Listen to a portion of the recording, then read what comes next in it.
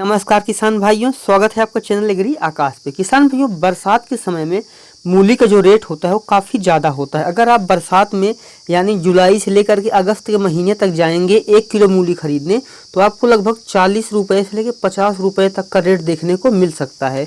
तो अगर आप बरसात में मूली की खेती करते हैं और 1 एकड़ बरसात में मूली की खेती आप कर लेते हैं, तो आप 4 से 5 लाख रुपए बहुत ही आसानी से कमा सकते हैं, वो भी केवल 40 से 45 दिनों के अंदर। तो आज की इस वीडियो में मैं आपको बताने वाला हूं कि बरसात में मूली की खेती कैसे करें। इस बारे में मैं आपको A to Z संपूर्ण जानकारी देने वाला हूं। जैसे बरसात में मूली की खेती के लिए कौन सी मिट्टी होनी चाहिए, जलवायु क्या होनी चाहिए, खेत की तैयारी कैसे करेंगे और उसमें खाद क्या डालेंगे और बीज कितना लगेगा, बीज को उपचारित कैसे करेंगे, बुआई का सही तरीका क्या होता है, मूली की सिंचाई कैसे करेंगे, खरपतवार नियंत्रण कैसे करेंगे, रोगों से कैसे बचाव करेंगे, जो कीट लगते हैं उनसे कैसे बचाव करेंगे और हमारी फसल कब तैयार होगी और हम उससे कितनी कमाई कर सकते हैं। इस सारी A to Z जानकारी मैं आपको इस वीडियो में देने वाला हूं, तो वीडियो को आप पूरा देखिएगा। चलिए शुरू करते हैं। किसान भाई, बरसात में मूली की खेती के लिए जो मिट्टी होती है वो काफ़ी इंपॉर्टेंट रोल प्ले करती है। अगर आप बरसात में एक सही मिट्टी में का चुनाव करते हैं तो आप अच्छा मुनाफा कमा सकते हैं। मूली को आप लगभग सभी तरह की मिट्टियों में उगा सकते हैं। अच्छा उत्पादन लेने के लिए आपको ऐसी मिट्टी का चुनाव करना चाहिए जिसमें कार्बनिक पदार्थ अच्छी मात्रा में हो। और अगर हम बात करें कि सबसे अच्छी मिट्टी कौन सी होती है, तो बलुई दोमट आपके लिए सबसे अच्छी मिट्टी हो सकती है, या फिर हल्की दोमट मिट्टी मिल जाए, या फिर मटियार मिट्टी हो। इन कोई सी मिट्टी हो, इन तीनों में इनमें आप एक अच्छा उत्पादन ले सकते हैं। किसान भाइयों, अगर हम बात करें कि मिट्टी का पीएच मान क्या होना चाहिए, तो मिट्टी का पीएच मान आपको मूली की खेती के लिए 6 से लेकर के 6.5 तक का जो मिट्टी का पीएच मान होता है वो काफ़ी ज़्यादा अच्छा होता है। बरसात में मूली की खेती के लिए आपको जलवायु की जो ज़रूरत होती है, बुआई के समय आपको लगभग 35 से 38 डिग्री तक का जो तापमान होना चाहिए, ये काफ़ी अच्छा होता है। अगर 35 से 38 डिग्री तक का तापमान है बुआई के समय, तो आपका जो पौधा है वो अच्छे से विकास करेगा। क्योंकि बरसात में आप बुआई तब करें जब कुछ बारिश हो जाए और तापमान थोड़ा नीचे हो जाए, तभी आप इसकी बुआई करें। और जो पौधा है, पौधे के विकास के लिए आपको 30 से 35 डिग्री का तापमान काफ़ी ज़्यादा अच्छा होता है। अगर बात करें कि तापमान ज़्यादा होता है तो जो जड़ी है, यानी अगर तापमान काफ़ी ज़्यादा होता है, जो जड़ है वो ज़्यादा कड़वी भी हो जाती है और कड़ी भी हो जाती है, जिससे उसका मार्केट में अच्छा रेट नहीं मिलता है। मूली की खेती के लिए किसान भाइयों आपको खेत को अच्छे से तैयार करना चाहिए। इसके लिए आपको 2 से 3 जुताई गहरी करनी चाहिए। उसके बाद किसान भाइयों आपको 1 एकड़ खेत में 100 से 150 क्विंटल गोबर की खाद डालनी चाहिए। ध्यान रखें, गोबर की खाद अच्छी से सड़ी हुई होनी चाहिए और उसको 2 से 3 जुताई करने के बाद डालें। उसके बाद फिर से जुताई करें, क्योंकि अगर आपका सड़ा हुआ गोबर नहीं होगा तो आपकी जो मूली की जड़ है इनमें लग जाएगा और इससे आपकी जड़ है वो ख़राब हो जाएगी और आपको उसका एक अच्छा रेट भी नहीं मिल पाएगा। तो आप ध्यान रखें कि सड़ी हुई गोबर की खाद ही डालें। अगर गोबर की खाद आपके पास उपलब्ध नहीं है तो आप वर्मी कंपोस्ट का सहारा यहाँ पे ले सकते हैं। किसान भाइयों, उसके बाद आपको 2 से 3 जुताई फिर करनी है और आखिरी जुताई आपको रोटावेटर से कर देनी है। ध्यान रखें कि आपका जो खेत है वो किसान भाइयों बिल्कुल ही अच्छी तरीके से उसकी मिट्टी भुरभुरी हो जानी चाहिए। और उसके बाद आप उसमें हम बनाएंगे बेड। किसान भाइयों, जो बेड बनाएंगे हम, वो एक बेड से दूसरे बेड की जो दूरी होगी वो 40 से 45 सेंटीमीटर की होगी और जो बेड की ऊंचाई होगी वो 20 से 25 सेंटीमीटर ऊंचा बेड होना चाहिए, ताकि जब बरसात में पानी का भराव हो तो पानी नाली में आ जाए और हमारे बेड पे पानी नहीं लगना चाहिए। किसान भाइयों, अच्छी पैदावार लेने के लिए उसमें हमें 100 से 150 क्विंटल गोबर की खाद डालनी चाहिए। और अगर हम बात करें रासायनिक खाद की, तो रासायनिक खाद के रूप में किसान भाई उसमें आपको 40 किलो DAP, 35 किलो पोटास और 60 किलो यूरिया की ज़रूरत होती है। किसान भाइयों ध्यान रखें, जब आखिरी जुताई कर रहे हो चाहे उस समय या फिर जब बुआई करने जा रहे हो उस समय, आपको DAP और पोटास जो है इसकी पूरी मात्रा डाल देनी है। साथ में आपको जो यूरिया है इसकी आधी मात्रा यानी 30 किलो डालना है। यानी DAP और पोटास पूरी डाल दीजिए, 30 किलो यूरिया डाल दीजिए, उसकी बुआई कर दीजिए। उसके बाद किसान भाइयों, जिस समय पौधा बढ़वार कर रहा हो उस समय और जिस समय जड़ विकास कर रही हो उस समय आपको बाकी की बची जो 30 किलो यूरिया है इसमें से 15-15 किलो यूरिया आपको सिंचाई के बाद उसमें देनी है।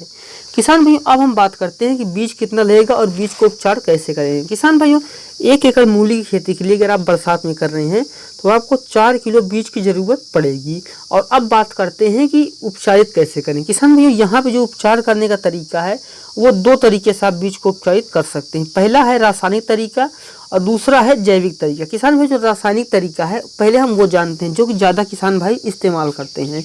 किसान भाइयों रासायनिक तरीके में आपको 2.5 ग्राम किसान भाइयों आपको लेना है थीरम या फिर आप बबिस्टीन ले लीजिए या फिर आपको फनफूदनाशक कोई सी भी दवा लेकर के 2 से 2.5 ग्राम दवा में 1 किलो बीज को उपचारित करके छाया में सुखा लीजिए। उसके बाद उसकी बुआई कीजिए। ये होता है रासायनिक तरीका।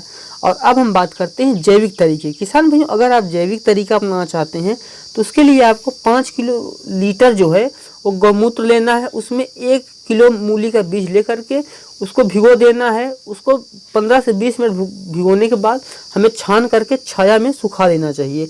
उसके बाद हमें बुआई करनी चाहिए। ये होता है जैविक तरीका। जैविक और रासायनिक दोनों तरीके से बीज का उपचार करने में फ़ायदा ये होता है कि मिट्टी में से लगने वाले रोग भी नहीं लगते और पौधे में शुरुआती तौर पर कोई रोग नहीं लगते हैं।